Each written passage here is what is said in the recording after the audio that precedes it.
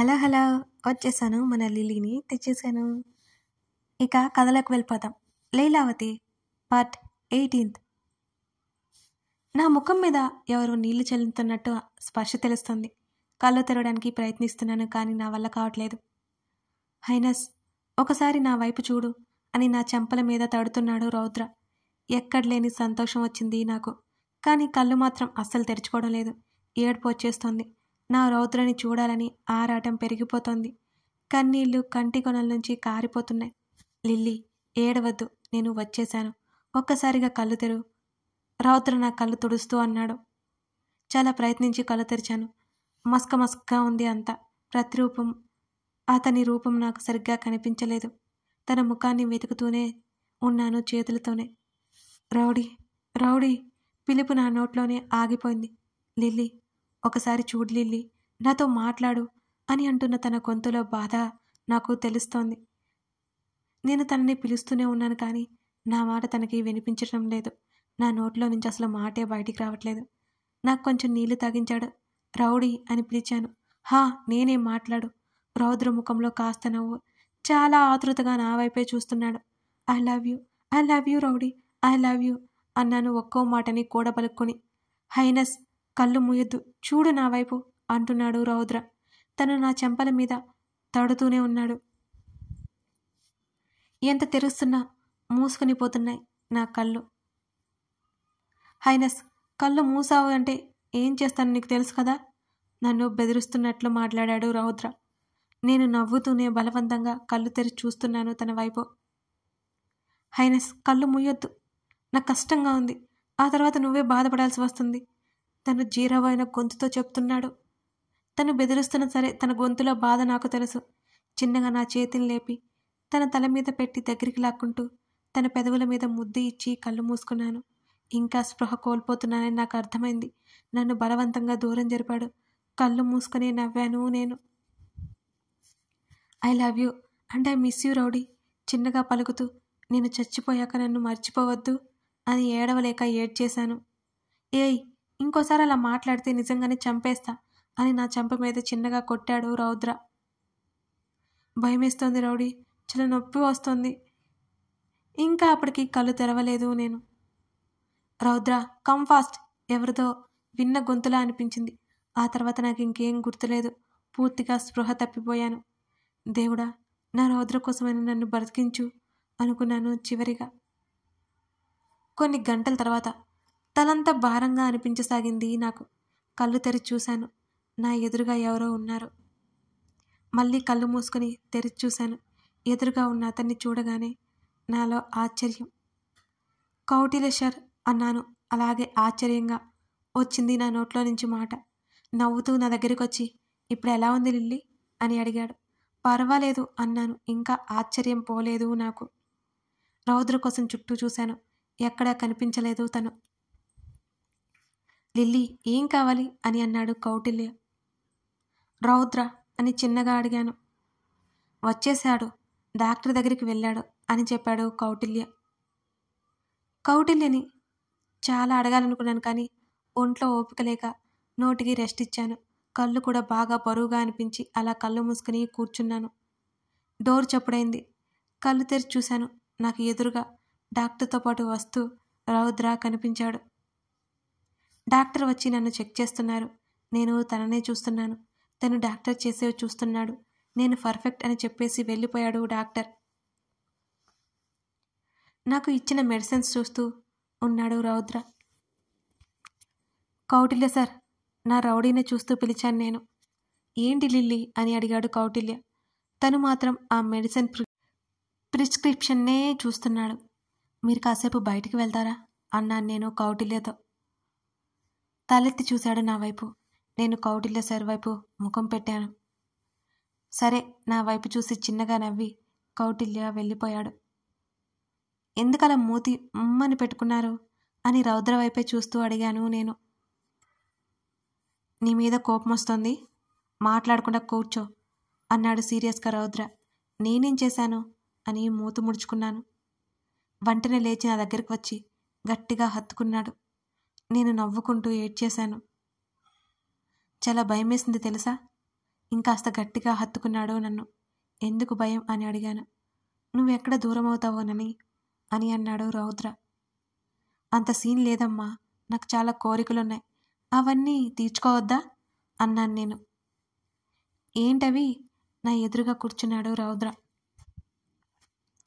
మన పెళ్ళి, first night, పిల్లలు అని సిగ్గుపడుతూ చెప్పాను నేను. తను నవ్వుతున్నాడు. తన కళ్ళ నిండా నీళ్లున్నాయి. అవి బయటికి రాలేదు, అలాగే లోపలికి ఇంకిపోయాయి. ఇంకా అని అన్నాడు. చాలా బాగున్నాయి, ఇంకా బోల్డన్ని ఉన్నాయి, తర్వాత చెప్తానులే అన్నాను. సరే అన్నాడు నవ్వుతూ. నాకు మా అమ్మ అప్ప గుర్తొచ్చారు. మా అప్ప మమ్మీ కంగారుగా బెడ్ దిగబోయాను నేను. హే ఆగు అని నన్ను సరిగ్గా కూర్చోబెట్టాడు రౌద్ర. మీ వాళ్ళు లేరు అన్నాడు. లేరా? ఎక్కడికెళ్ళారు అని అడిగాను. ఏదో ఊరెళ్ళారు, నువ్వు మాట్లాడినట్టే మాట్లాడించి లహరి వాళ్ళ ఇంట్లో ఉన్నట్టు చెప్పాం, నువ్వు వర్రీ అవ్వకు అని అన్నాడు రౌద్ర. నాకు తెలియకుండా మా వాళ్ళు ఏ ఊరు వెళ్ళారు అని నేను ఆరా తీశాను. కాశీ రామేశ్వరం అన్నాడు. అరే అంత కోపం ఎందుకు, ఊరికి అడుగుతున్నాను అన్నాను. తర్వాత కాల్ చేద్దూలే అన్నాడు రౌద్ర. అయినా పిచ్చి ఏంటిది, కట్ చేసుకున్నందుకు కోపడ్డాడు. నాకు ఒక్కసారిగా అన్నీ గుర్తుకొచ్చి భయంతో ఏడుపొచ్చింది. రౌద్రని పట్టుకుని ఏడ్చేశాను. భయపడుకు, నేను ఇక్కడే ఉన్నాను కదా అన్నాడు రౌద్ర నా వెన్నుని నెమ్మదిగా నిమురుతూ. నిజంగా చాలా భయం వేసింది నాకు తెలుసా, చాలా ఏడుపు వచ్చింది నాకు. వాడు నన్ను తాకగానే చచ్చిపోవాలనిపించింది. అందుకే నా దగ్గరికి రాకుండా చేయి కోసుకున్నాను. భయపడిపోయాడు అని ఉక్రోషంగా చెప్పాను నేను. బెదిరించదనివి ఇలా చేయొచ్చా కోపంగా అడిగాడు రౌద్ర. నేను ఇదిగో ఇక్కడ నా వేస్ట్ చూపిస్తూ పొడి చేసుకుందాం అనుకున్నాను. ఒకవేళ నేను బ్రతికి బయటపడితే నీకు నష్టమని చేతితో సరిపెట్టుకున్నా అన్నాను. నష్టం నాకు కాదు, నీకే తింగరదానా, పిచ్చి పనులు చేయడంలో ముందుంటావు. ఎలాగో పోరాడాలి, ఇంకా ప్రాణాలు తీసుకోకూడదు అని నన్ను గట్టిగా హత్తుకున్నాడు రౌద్ర. బహుశా భయపడ్డాడనుకుంటా. కాదు నీకే అన్నాను తల ఎత్తి అతన్నే చూస్తూ. అయోమయంగా చూశాడు నా వంక. నేను తన ఎద మీద రాస్తూ మరే పొట్టలో పొడి చేసుకున్నాననుకో, గాయం మాన్న తర్వాతైనా మచ్చపోతుంది కదా. మన పెళ్ళయ్యాక చీర కట్టాననుకో, అది కనిపిస్తుంది. అప్పుడు నిన్నెలా టెం చేయాలి చెప్పు. నాకు కావాల్సినవి నీ చేతి చేయించుకోవాలి అంటే కొన్ని ట్రిక్స్ ఉంటాయి కదా, సో మిస్ అవుతాను అందుకే అని కన్ను కొట్టాను. నవ్వుతూ నా తల ఢీ కొట్టాడు తను.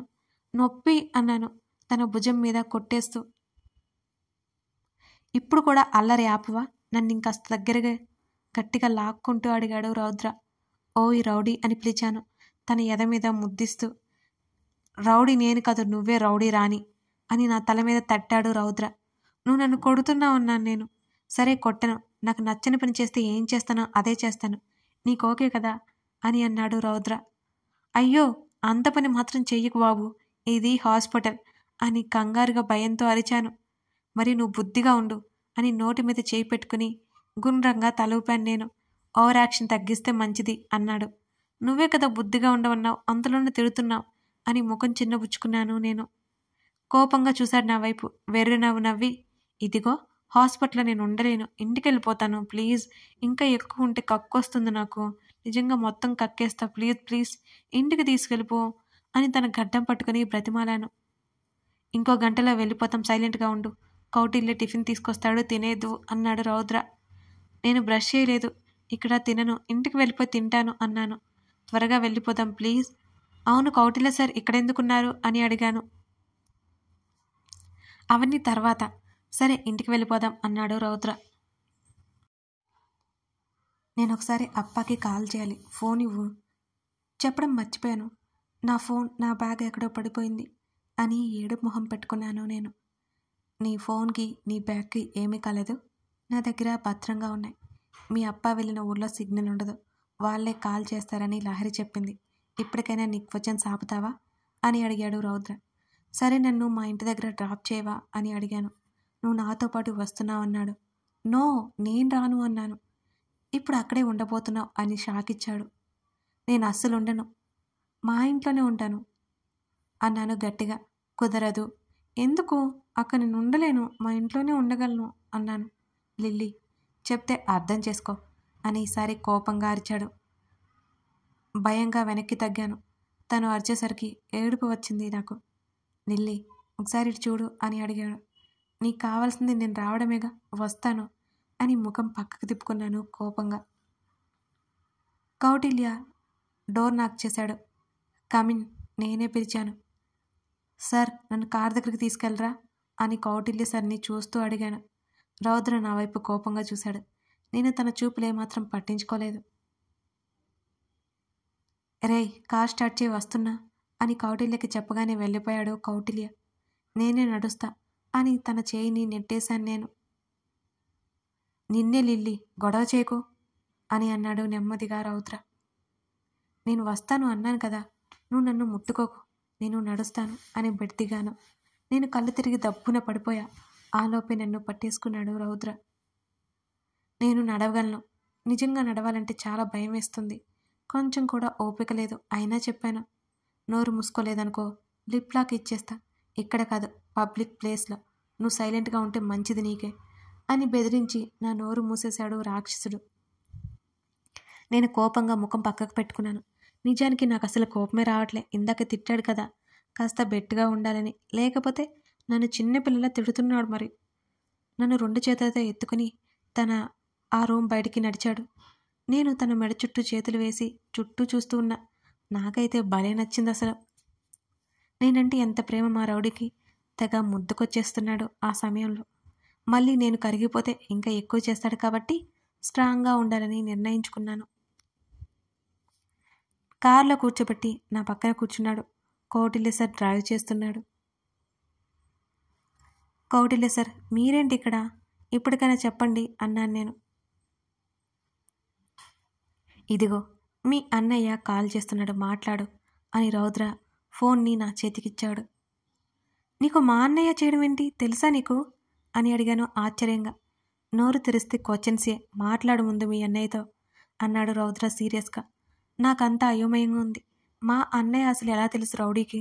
నా చిన్ని బుర్ర చించి అయినా సరే ఏమీ తట్టలేదు నాకు. కథ కొనసాగుతుంది. ఇంతకీ లిల్లీ కిడ్నాప్ వెనుక హస్తం ఎవరిది? ఇంతకీ చందు రౌద్రకి ఎలా తెలుసు? తెలుసుకోవాలి అంటే తర్వాత భాగం చూడాల్సిందే. లైక్ చేయడం మాత్రం మర్చిపోకండి. మీ లైక్స్, మీ కామెంట్సే నన్ను ఇంకా స్టోరీస్ ఇచ్చేలా ఎంకరేజ్ చేస్తాయి. Thank you for watching this video.